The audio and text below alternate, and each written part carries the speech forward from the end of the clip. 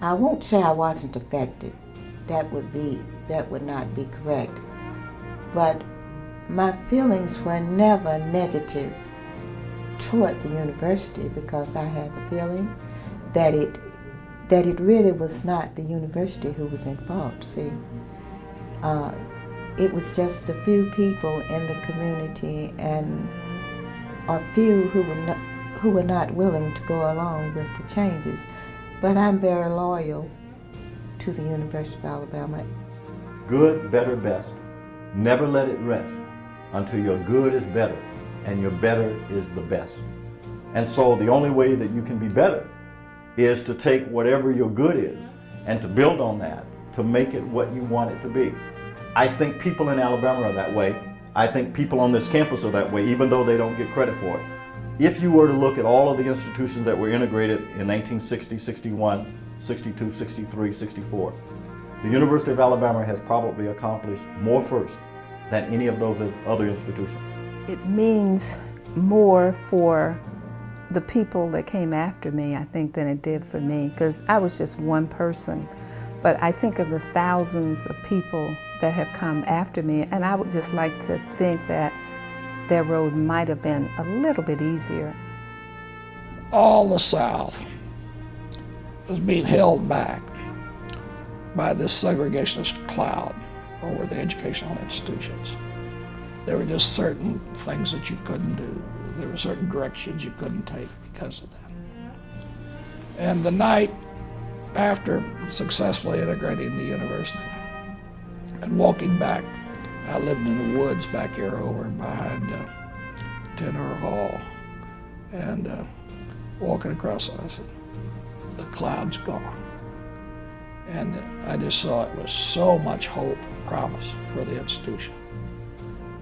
We made a lot of progress in a short period of time. That became, I think, the most integrated state university in the South. I think it's important that we do acknowledge the fact that 50 years ago this did happen, because I think it amplifies the progress that we have made, in the last 50 years and what it's like today. I just think it's always good to look at history, because we now can understand where we are and maybe where we're headed sometime. I mean, it nurtured me. It gave me an opportunity to be successful, but more importantly, it molded me.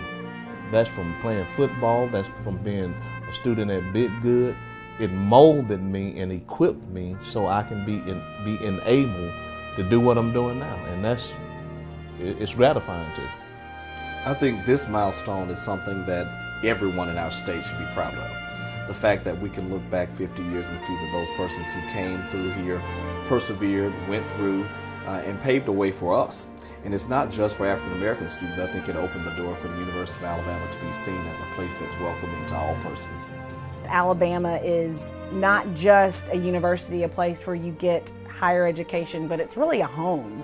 It became my home for almost 6 years after, with graduation and then working here. So it's more me telling somebody about my hometown than it is me trying to tell somebody about going to college.